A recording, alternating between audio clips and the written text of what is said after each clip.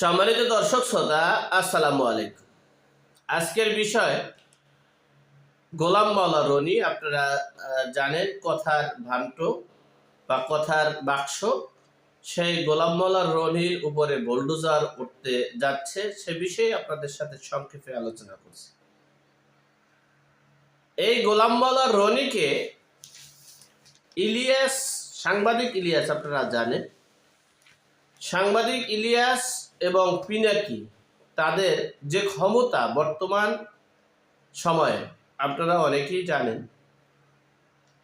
বলতে গেলে এই অন্তর্বর্তীকালীন সরকারের পরিচালক তারা। আপনারা দেখেছেন ৩২ নম্বর ধানমন্ডি ৩২ নম্বর ভেঙে চুরমার করে দিয়েছে এই পিনাকি ভট্টাচার্য এবং ইলিয়াস সাহেবের কথায়। আপনারা দেখেছেন ইলিয়াস সাহেবের এই পিনাকির কথায় সাখাওয়াত হোসেন স্বরাষ্ট্র মন্ত্রণালয়ের দায়িত্ব থেকে সরাতে বাধ্য করা হয়েছে। আপনারা দেখেছেন এই ইলিয়াস সাহেবের কথায়, এই পিনাকি ভট্টাচার্যের কথায় স্বরাষ্ট্র মন্ত্রণালয়ের মন্ত্রী সাহেব রাত দিন মাঠে যাতায়াত শুরু করছে, মসজিদের আশেপাশে, থানার আশেপাশে যাওয়া শুরু করেছে এই পিনাকি ভট্টাচার্যের কথায় এবং দিক নির্দেশনায়। সুতরাং বুঝতেই হবে যে পিনাকি ভট্টাচার্য এবং ইলিয়াস সাহেব যেটা বলেন সেটা পুঙ্খানুপুঙ্খ রূপে বাস্তবায়ন করার চেষ্টা করছে।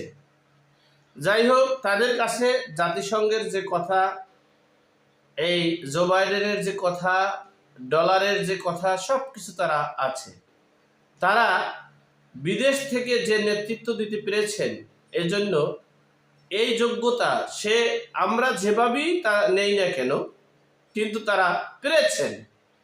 যাই হোক, এখন তারা ভিতরে ভিতরে সিদ্ধান্ত নিয়েছেন এই মোনাফেক হিসেবে এবং লুঙ্গি পরা রনি, যাকে ইলিয়াস সাহেব বলেছেন, আমি কখনো মানুষের ব্যঙ্গ করি না, আর ব্যক্তিগতভাবে কোনো কাউকে নিয়ে এত আক্রমণাত্মক কথাও বলি না, যাই হোক বলার চেষ্টাও করি না। যাই হোক, গোলাম মাওলা রনি সম্পর্কে আমি অনেক জানি।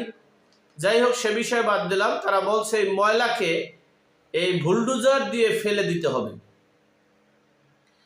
যাই হোক, এখন সে বিষয়টা দেখেন। গোলাম মাওলা রনি এই বলতে গেলে এক সময় তিনি কি অবস্থায় আসছিলেন আমরা জানি। তার বাবা আমার এই পটুয়াখালীর গলাচিপার উলালিয়া একটা ছোটখাটো বন্দর ছিল, সেখানে ছাপড়া দিয়ে এরপরে ব্যবসা করতে যেত এই ফরিদপুর মাদারীপুর থেকে সবাই। তারা গিয়ে ওখানে এই গামছা লুঙ্গি বিক্রি করত, এরপরে সেখানে থাকতো, সেখানেই ছিল। সেই সরকারি জায়গায় তিনি বিল্ডিংও করেছিল, সে বিল্ডিং হয়তো বা এখন আর নেই। যাই হোক, সেখান থেকে যেভাবেই হোক না কেন এই গোলাম মাওলা রনির সাথে শেখ রেহেনা এবং সজীবজের জয়ের সাথে একটা সুসম্পর্ক ছিল।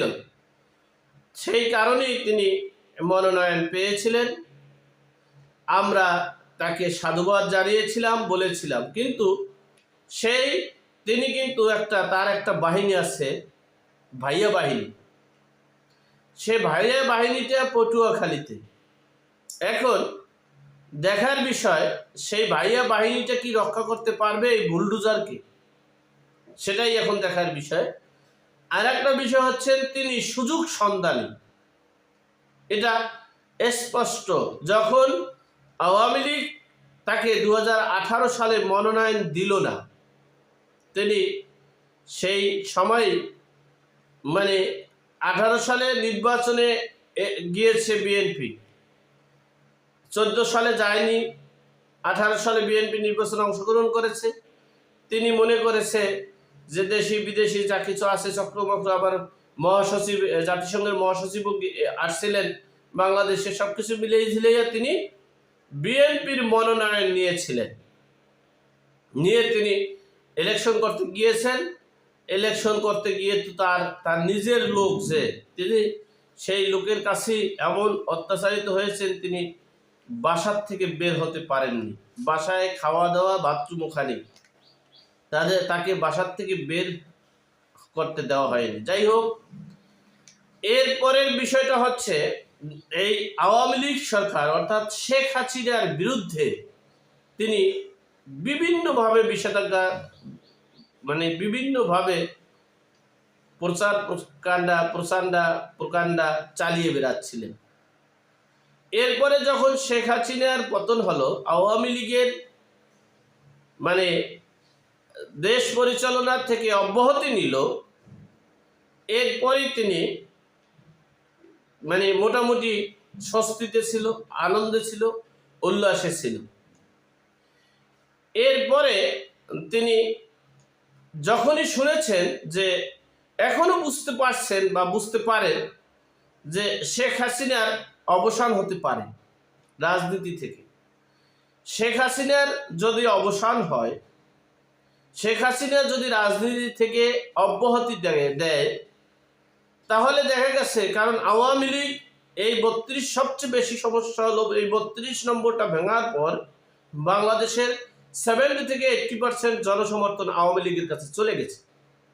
এই 32 নম্বরের ভাঙার পর থেকে এরা গোলাম মাওলা রনি বুঝতে পেরেছেন যে আওয়ামী লীগের ফিল্ড খুবই ভালো। যদি নির্বাচন কখনো হয়, যদি ভোট কখনো হয়, তাহলে আওয়ামী লীগ ক্ষমতায় আসবে। আবার আওয়ামী লীগ ক্ষমতায় আসবে ঠিক আছে, কিন্তু নির্বাচন হলে হয়তো বা শেখ হাসিনা নির্বাচনে অংশগ্রহণ করতে নাও পারে। তাহলে শেখ রেহানা আছে, সজীব ওয়াজেদ জয় আছে, তাদের নেতৃত্বে হয়তো বা আওয়ামী লীগ, পুতুল আছে, আওয়ামী লীগ সুসংগঠিত হবে।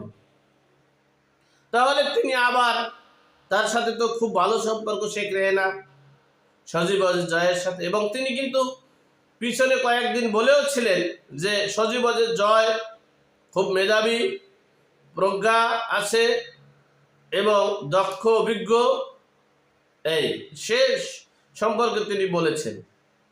গতকালকের একটা পোস্ট তিনি দিয়েছেন যে আওয়ামী লীগ ফিরবে, আমরা আগেই ভালো ছিলাম, আমরা আগেই এই দেশ খুব ভালোভাবে ছিল। সেই পোস্টের উপরই ক্ষিপ্ত হয়ে এই ইলিয়াস সাহেব বলেছেন, তোমরা বুলডোজার রেডি করে রাখো। ইলিয়াস সাহেব বলেছেন যে লুঙ্গিওয়ালার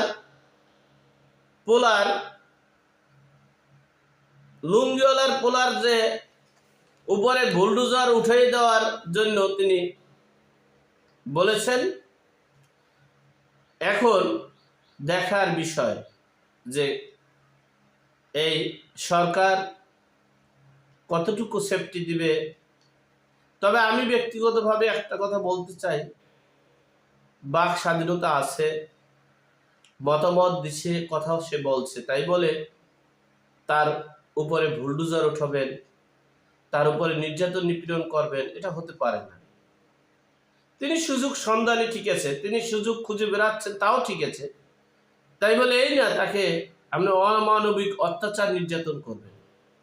সুযোগ তো আপনিও খুঁজছেন, আপনিও তো সুযোগটাকে এখন ব্যবহার করছেন, আমরাও ব্যবহার করছি। সুতরাং আমরা মানবিক দৃষ্টিকোণ থেকে একজন মানুষ আরেকজন মানুষের উপর নির্যাতন করতে পারি না। নির্যাতন নিপীড়ন করলে একটা কথা মনে রাখবেন, আমি যদি অত্যাচারিত হই, তাহলে সময়ের ব্যবধানে আমিও অত্যাচারের হাত থেকে রক্ষা পাব না। আমরা পড়েছি ধনঞ্জয় বিলাসী সাপুরের গল্প, যে সাপকে পোষিছে, সেই সাপের ধ্বংসনেই তিনি কিন্তু মারা গিয়েছে। যাই হোক, আল্লাহ আমাদের সকলকে সঠিক জ্ঞান দান করার তৌফিক দান করুক। আল্লাহ আমাদের সকলকে হেদায়েত নসিব করুক। আমিন। আসসালামু আলাইকুম।